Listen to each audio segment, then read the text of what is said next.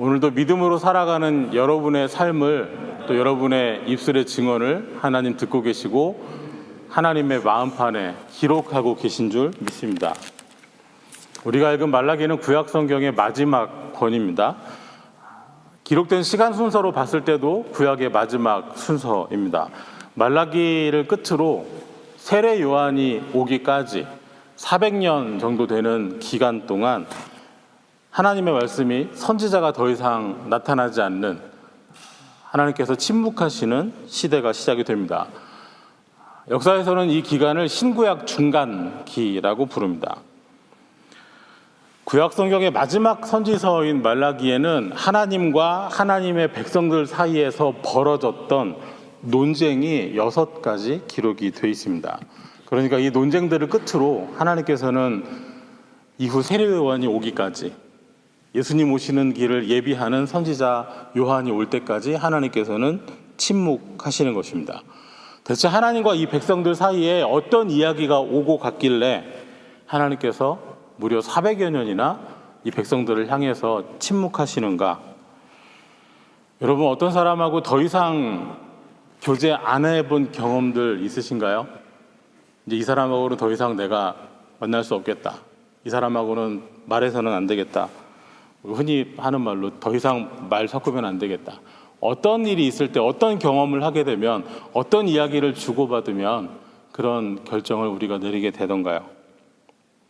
하나님께서는 이 백성들과 어떤 이야기를 주고받으셨길래 더 이상 선지자들을 보내지 않으셨을까요?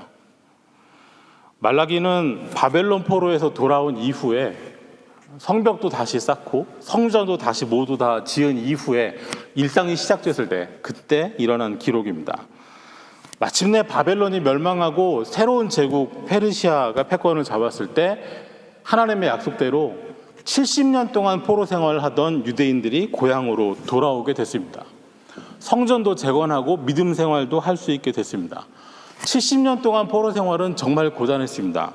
하나님을 향한 믿음은 언제나 조롱거리가 되어야 했었고, 믿음의 사람들은 목숨을 걸고 믿음의 시험대 위에 자주 올라야 했습니다. 잘 알고 계시는 다니엘이 그랬고, 다니엘의 세 친구들이 그랬고, 또 그 시대에 에스더가 그런 일을 겪었습니다. 하지만 이제 고향으로 돌아가서 믿음을 지킬 수 있게 됐습니다. 페르시아 왕궁에서 아주 높은 자리에서 일하던 느헤미야는 그 자리를 내려놓고 자기 고향 예루살렘의 성벽을 다시 세우는 일에 헌신했습니다. 느헤미야가 성벽을 재건했다면 에스라는 하나님의 말씀을 의지해서 말씀으로 백성들을 일으켜 세웠습니다. 온 백성이 함께 하나님의 말씀을 읽고 들으면서 회복이 일어났습니다. 성전도 다시 지었습니다. 다윗이 준비하고 솔로몬 때 지었던 그 화려하고 웅장한 성전 무너졌지만은 이제 다시 하나님 앞에 경배하기 위해서 성전이 필요했습니다. 학개나 스가랴 같은 선지자가 나와서 이 백성들을 격려하고 하나님의 약속을 전해줬습니다. 특별한 은혜와 도우심이 많은 시간들이었습니다. 그런데 귀환이 모두 끝나고 재건이 완성되고 아주 특별한 기간이 끝나는 이 흥분이 가라앉고 이제는 하나님의 백성으로서 다시 하나님 말씀을 읽고 준행하고 일상의 삶을 살아내기 시작해야 됐을 때 백성들의 신앙 안에, 삶 안에 균열이 생기기 시작합니다. 기대만큼 포로에서 귀환한 이후의 삶이 그렇게 여유 있는 삶은 아니었습니다. 놀랍고 대단하고 뜨거웠던 시간들이 많이 있었거든요. 하나님의 특별한 섭리와 하나님이 보내시는 선지자들과 하나님으로부터 힘을 얻어서 일하는 지도자들이 있었습니다. 그런데 그 시기가 끝난 이후 이제는 성벽이 지어지고 성전이 다시 지어지고 다시 하나님께 제사하고 경배하고 말씀을 중심으로 살아가야 하는 일상이 됐을 때 기대만큼 그렇게 흡족하고 행복하지는 않았습니다. 왜냐하면 더 이상 귀환은 했지만 독립된 나라를 가지고 있는 것도 아니었습니다. 다윗의 왕과가 다시 복원되어서 다윗의 후손인 왕이 일어나서 유대를 통치하는 것도 아니었습니다. 유대인들은 여전히 페르시아의 지배를 받는 식민 통치를 받는 사람들이었고 페르시아 황제가 조금 허용해준 종교적인 관용 아래에서 나름대로 신앙생활을 유지해 가고 있을 뿐이었습니다. 모든 것이 예전보다 못했어요. 성벽은 다윗 시대보다 빈약했고 성전도 솔로몬 시대의 영광에 비하면 정말 형편없었습니다. 그래서 어린 시절에 솔로몬 성전을 보고 포로로 끌려갔다 돌아온 나이가 많은 어른들은 새로 지은 성전이 그 이전의 영광만 못한 것을 보고 정말 많은 눈물을 흘렸습니다. 해방의 감격과 재건의 열정이 모두 다 지나간 이후에 사람들에게 남은 것은 생각처럼 되지 않는, 우리가 그동안 상상해왔고 우리가 그동안 기대했던 것에 훨씬 못 미치는 일상의 삶이었습니다. 그런 삶 속에서 사람들의 믿음은 빠르게 식기 시작을 했고 다시 균열이 가기 시작을 했습니다. 믿음으로 시작했던 일들인데 어느새 믿음은 없어지고 외적인 형식만 남게 됩니다. 급기야는 이제는 형식마저도 그냥 말 그대로 요식행위로만 지키게 되고 형식 자체에도 전혀 마음을 실지 않는, 마침내는 형식마저도 하나씩 깨어가지는 때가 됐습니다. 생활에 위기가 왔을 때, 우리에게 어려운 일이 닥쳤을 때 하나님 붙잡을 수밖에 없고 하나님밖에는 정말 소망이 없다는 사실을 절실하게 인정할 때, 그럴 때는 웬만하면 다 믿음 좋습니다. 조금만 빗나가면 크게 넘어질 수 있고 여기서 회복하는 것 정말 쉽지 않다는 위기감이 있을 때는 신앙적으로도 우리 인생적으로도 참 조심하게 됩니다. 드디어 하나님께서 우리의 삶을 만지시고 회복이 시작됐을 때 그 간절한 경험을 해본 분들은 절대 그 시간을 잊을 수 없죠. 하지만 문제는 모든 어려움이 끝나고 일상의 삶이 시작됐을 때, 그때부터 진짜가 시작됩니다. 흔히 말하는 자기 삶을 잘 돌보지 않고 좀 막 살다가 병을 얻는 분들이 종종 있습니다. 교회를 잘 안 다니시는 분이었는데 몸에 병이 드니까 어릴 때 다녔던 주일학교가 생각이 나더래요. 그래서 다시 신앙을 생각을 하게 됩니다. 그런 분이 이제 병원에 입원을 하시면서 이제 성경책을 찾기 시작하세요. 그럼 이제 그 병상 옆에 성경책이 있죠. 다시 성경을 읽기 시작을 하고 기도 생활을 시작합니다. 언제가 제일 간절하시던가요? 이렇게 물었습니다. 수술 전날이 제일 간절하시더랍니다. 간절할 수밖에 없고, 뭐 약을 맞아서 이제 진통제 때문에 잠이 들어서 그렇지 철야도 할 수 있을 것 같더래요. 그날은. 그리고 깨어나고 나서는 감사했습니다. 그리고 퇴원하고 나서 이제 내가 정말 믿음으로 살아보겠다. 퇴원 수속을 밟을 때는 그렇게 생각하신대요.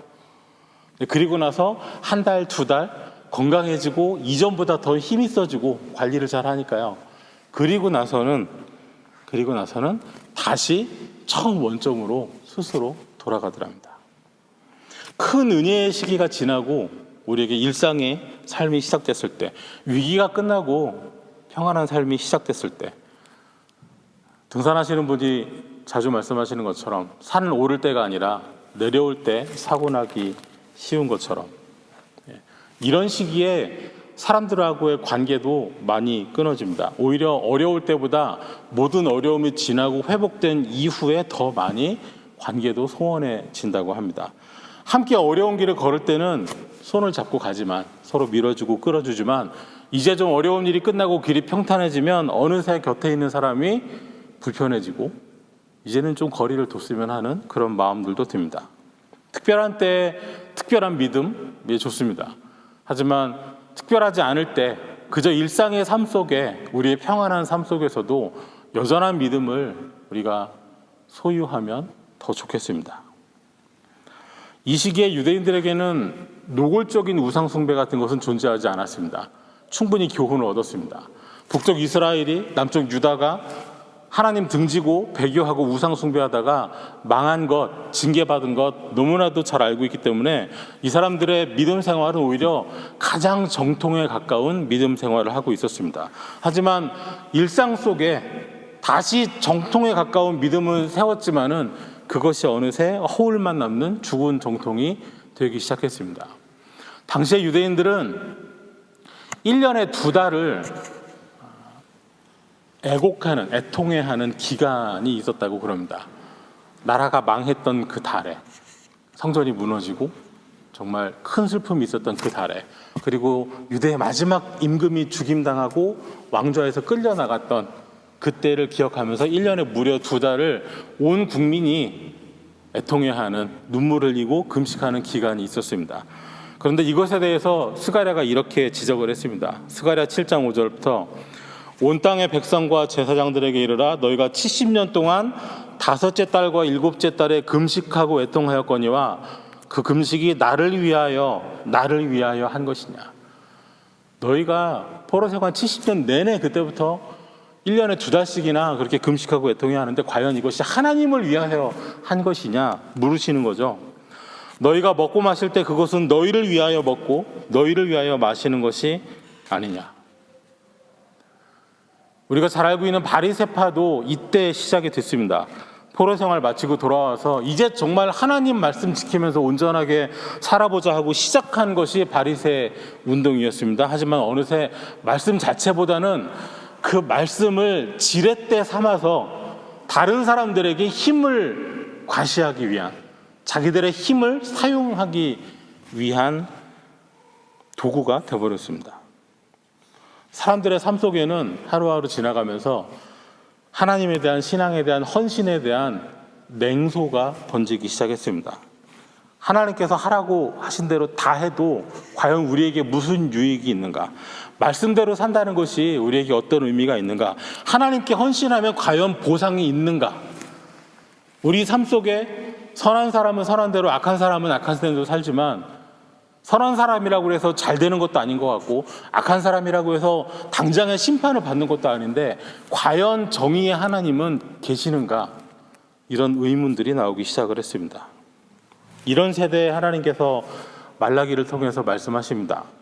1장 2절에 여호와께서 이르시되 내가 너희를 사랑하였노라 하나 너희는 이르기를 주께서 어떻게 우리를 사랑하셨나이까 하는도다. 나 여호와가 말하노라 에서는 야곱의 형이 아니냐 그러나 내가 야곱을 사랑하였고. 2절 말씀에는요, 내가 야곱을 사랑하였고 에서는 미워했다 합니다. 에서가 형이었습니다. 분명히 장자였습니다. 야곱에게는 장자의 권리를 이어받을 자격이 없는 것은 물론이거니와 심지어 그것을 탈취하기 위해서 아버지와 형을 속이기까지 했습니다. 자격이 없습니다. 하지만 그런데도 불구하고 하나님께서는 야곱을 이스라엘 되게 하셔서 그들을 사랑하시고 그들을 돌보시고 인도하셨습니다. 심지어 내가 야곱은 사랑했고 에서는 미워했다고까지 말씀하십니다. 그만큼 지극한 사랑을 이 사람들이 받았습니다. 하지만 이 사람들은 말합니다. 내가 너희를 사랑하였다 말하니까 우리를 어떻게 사랑하셨는데요? 이 백성들은 하나님에 대한 두려움이 전혀 없습니다. 6절에서는 내가 아버지일진데 나를 공경함이 어디 있느냐, 내가 주인일진데 나를 두려워함이 어디 있느냐 물으시죠. 이때 백성들이 하는 말은 우리가 어떻게 주의 이름을 멸시했습니까? 자꾸 우리더러 하나님을 공경하지 않으신다고 하고 자꾸 우리더러 하나님을 두려워하지 않으신다고 하시는데 대체 우리가 어떻게 주의 이름을 멸시했습니까? 라고 되묻습니다. 하나님을 향해 따지는 것도 조금도 주저하지 않습니다. 마음은 없이 형식적인 껍데기만 남은 제사를 드리면서 하나님께서 그 제사를 받지 아니하시니까 오히려 따져 묻기를 어찌 됨이니까.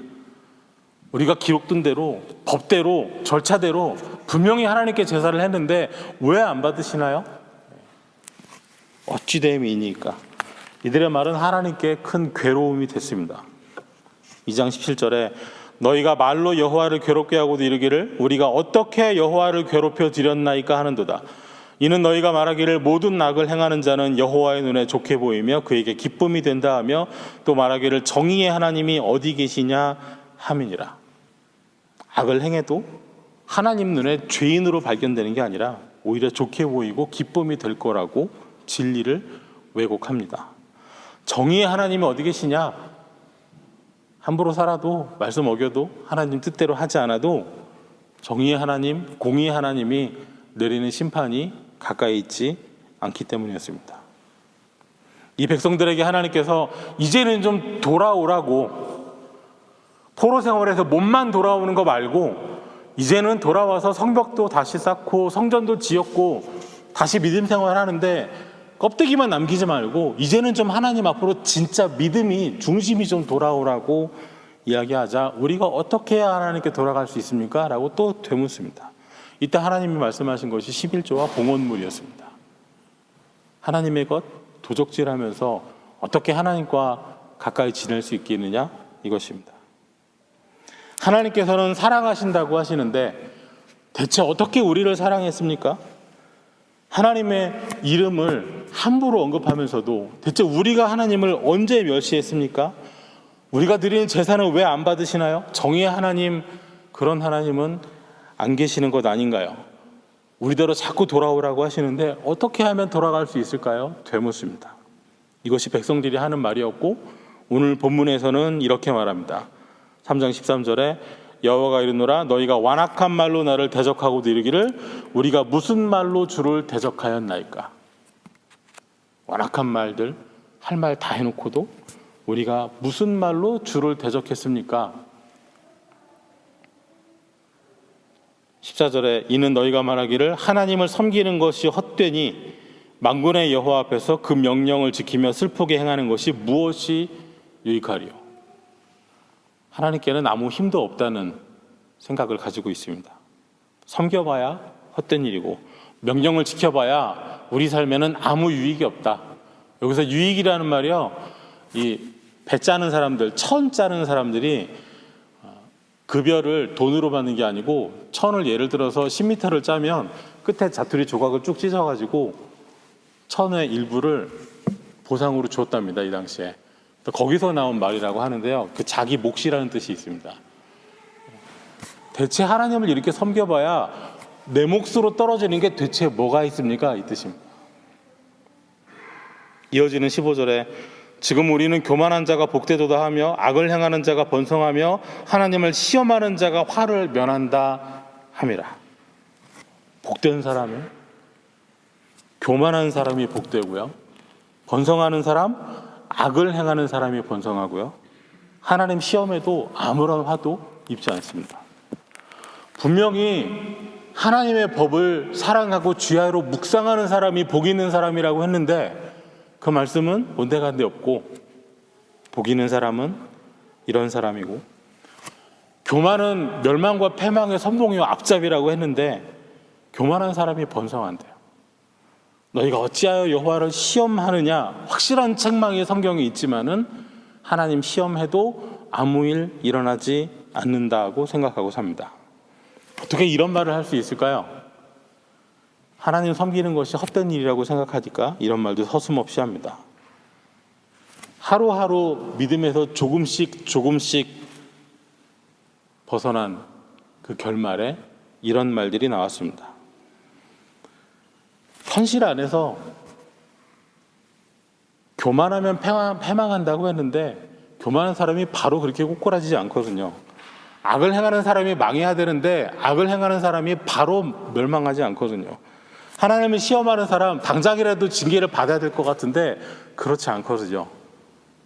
하나님께서 참으시고 기다리시고 회개할 때를 주시지만 오히려 그 기간 동안 하나님을 더 가볍게 여기게 됐습니다. 말라기에 이르면 성경 전체에서도 꾸준히 그래왔지만은 지금 말씀에서 살펴본 것처럼 하나님께서 멸시를 당하십니다. 하나님께서 그렇게 사랑했던 이 백성들 통해서 괴로움을 당하십니다. 하나님을 존중하지도 않고 하나님의 것을 도둑질하고 떠난 사람들이 돌아올 생각을 하지 않습니다. 완악한 말로 하나님을 대적하면서도 우리가 어떻게 하나님을 대적했느냐고 오히려 반문합니다. 말라기에서 나타나는 하나님은 참 비참하시고 참 외로우시고 참 서러움 가운데 있는 하나님이십니다.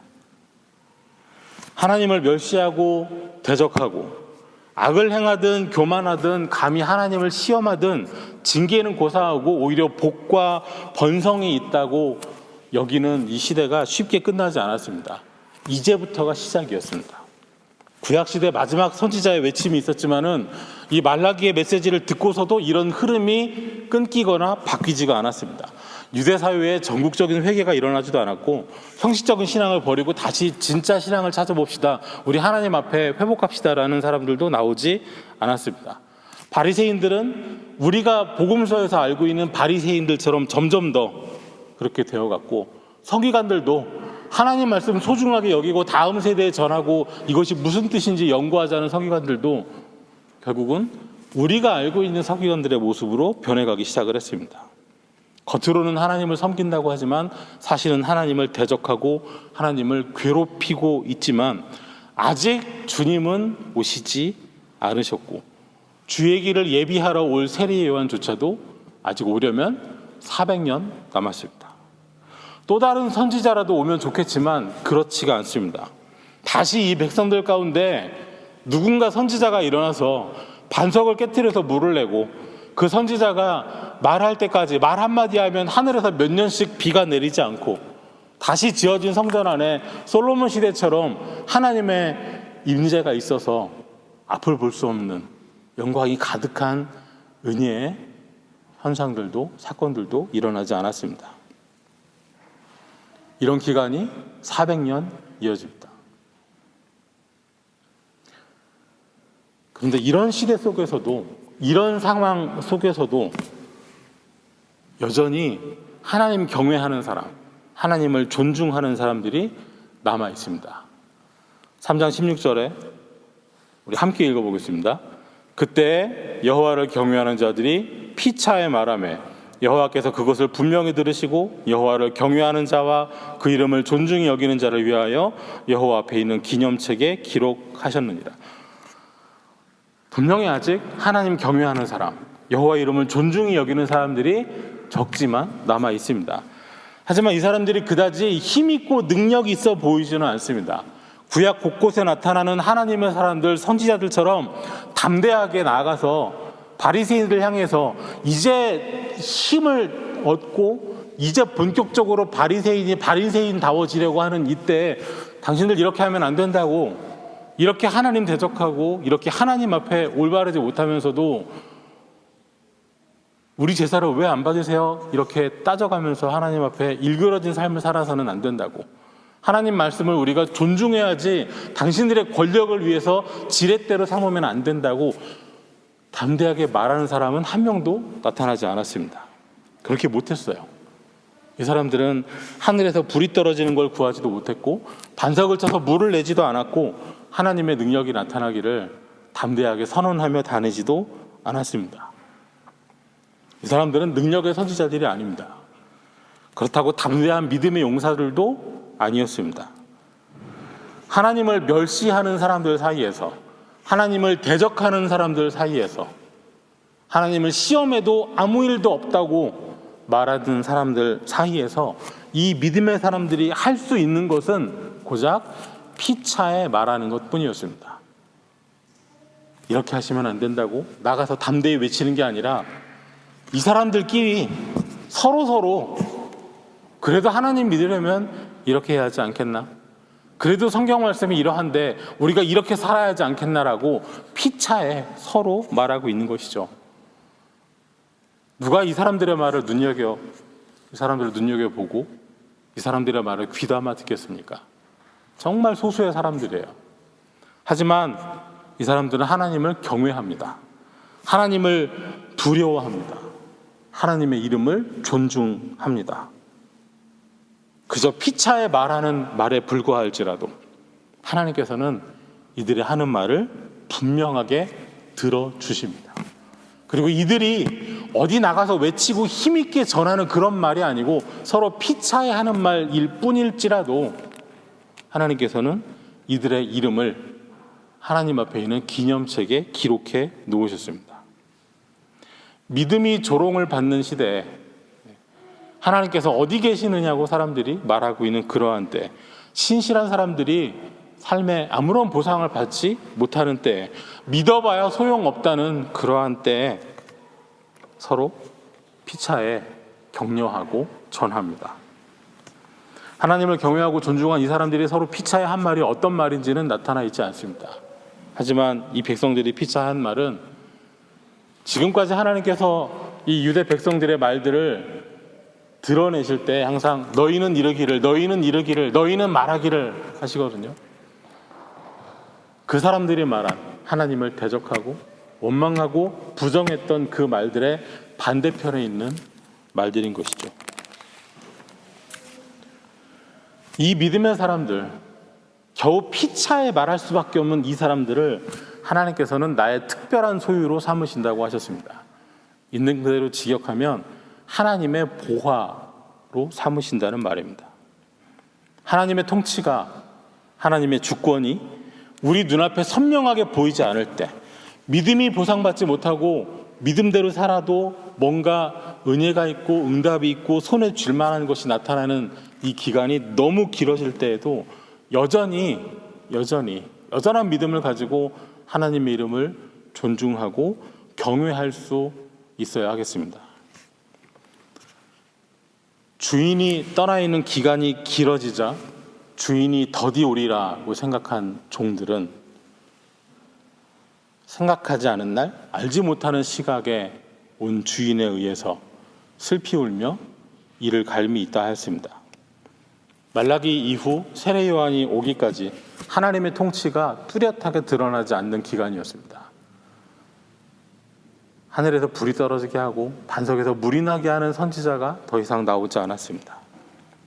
눈에 보이는 하나님의 현현도 없었고 그저 다가올 메시아에 대한, 다가올 은혜에 대한 약속의 말씀을 믿으며 기다려야 하는 때였습니다. 지금 우리가 사는 형편과 크게 다르지 않습니다. 주님께서 멀리 가 계시는 시기입니다. 주인이 언제 올지 모른다, 더디 온다 하여서 온갖 대적과 불신앙과 망령된 말들이 넘칩니다. 하지만 우리도 피차에 말해야 하겠습니다. 어떤 사람이 복 있는 사람인지 우리는 말씀을 통해서 알고 있습니다. 어떤 사람이 번성하는 사람인지, 어떤 사람이 화를 면하는지 우리는 말씀 통해서 알고 있습니다. 사람들이 우리 말을 들어주지 않으면 우리는 피차에 말하면 됩니다. 서로 말하면 됩니다. 수많은 사람들이 완악한 말을 할 때, 하나님을 대적할 때, 하나님 섬기는 것 헛되다고 말할 때, 그때 믿음의 사람들은 서로를 권면하고 말해야 됩니다. 서로를 향해서 확신을 주고 서로를 향해 잊혀져 가고 있는 은혜의 말씀들을 기억나게 해주고 서로 힘을 북돋아 주어야 됩니다. 이것은 외로운 일입니다. 이것은 어려운 일입니다. 하지만 하나님께서 이 사람들을 보고 계시고 듣고 계시고 기록하고 계십니다. 그리고 마침내 정한 때가 이르면 하나님께서는 이 사람들의 눈에, 피차에 말했던 이 사람들의 눈에 과연 선한 사람은 누구이고 악한 사람은 누구인지 하나님께서 의인과 악인을 분명히 구별해 내시고 그에 따른 보상과 심판을 주신다는 그 사실을 눈으로 확인하게 될 것이고, 누가 의인이고 누가 악인인지 이 사람들이 분별할 수 있게 될 것이라고, 한눈에 알아보게 될 것이라고. 지금 이 시대에는 하나님의 심판도 없고 정의의 하나님도 안 계시고 하나님을 대적해도 괜찮고 의인도 악인도 구별 자체가 의미 없다 하는 시대이지만은 하나님께서 약속하신 그때가 오면 분명히 하나님 안에서, 하나님 앞에서 의인과 악인이 분별될 것이라고 약속하십니다. 우리가 서 있는 현실 안에서 믿음에 대한 보상은 즉시 이루어지지 않는 때가 더 많이 있습니다. 순전한 신앙을 가지고 있는 사람이, 하나님의 뜻을 따르는 사람이 참 어려움을 겪는 때입니다. 너의 하나님이 어디 있느냐? 내가 믿는 예수는 과연 실제하느냐? 대체 신앙을 가지고 믿음을 갖는 것은 무슨 유익이 있느냐 하는 말들이 많이 있습니다. 그리고 신앙을 대체할 만한 나름대로 영적이고 나름대로 가치 있어 보이는 대체물들도 우리 주변에 흔히 있습니다. 주님 아직 오시지 않았습니다. 다시 오신다는 약속이 참 멀게 느껴지기도 합니다. 현실감이 사라질 때 주님의 은혜, 주님의 약속, 우리 믿음의 무게도 점점 더 가볍게 느껴질 수 있습니다. 하지만 이런 시기를, 어려움의 시기를 피차에 권면하며 피차에 말하며 지냈으면 좋겠습니다. 지금도 주님께서는 피차에 말하고 있는 믿음의 사람들 곁에 오셔서 그 말들을 듣고 계시고 기록하고 계시기 때문입니다. 그때가 오기까지 오늘도 믿음으로 서서 피차 받은 은혜를 나누고 성삼위 하나님을 존중하고 경외하는 우리 공동체 되기를 주의 이름으로 축원합니다. 기도하겠습니다. 하나님 감사합니다. 사랑을 외면한 백성들에게조차 계속해서 말씀하여 주시고 그들의 말을 듣고 계시는 하나님, 그 사랑이 우리에게도 있음을 믿습니다. 우리가 발딛고 사는 오늘의 생활 안에서 하나님을 바라며 인도하심을 받으며 말씀으로 새 힘을 얻으며 믿음으로 살게 하여 주옵소서. 하나님의 사랑 안에서 여전한 믿음으로 설 수 있는 우리 공동체가 되게 하여 주시옵소서. 받은 사랑에 합당한 삶을 살아내게 하여 주시옵소서. 나의 것과 하나님의 것을 구별하고 참된 복이 무엇인지, 번성이 어디서 오는지 확실히 믿고 구하며 또 피차에 말하는 우리가 되게 하여 주시옵소서. 예수님 이름으로 기도하옵나이다. 아멘.